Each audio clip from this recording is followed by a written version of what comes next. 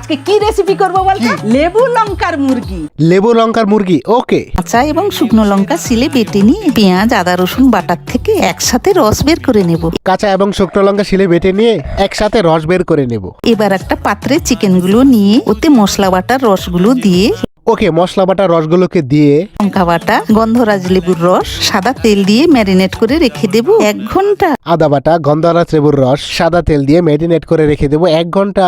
তেল দিয়ে রসুন কুচি আদা কুচি দিয়ে ভেজে চিকেনটা দিয়ে গোলমরিচ গুঁড়ো, নুন, রসুন কুচি আদা কুচিটা ভেজে চিকেনটা দিয়ে গোলমরিচ গুঁড়ো, নুন, কাঁচা লঙ্কা দিয়ে 10 মিনিট কষিয়ে 1 বাটি গরম জল দিয়ে, কাঁচা লঙ্কা দিয়ে 10 মিনিট ফুটিয়ে 1 বাটি গরম জল দিয়ে, কেটে রাখা গন্ধরাজ লেবুর পাতা দিয়ে আর গন্ধরাজ লেবুর রস দিয়ে দিলেই রেডি হয়ে যাবে।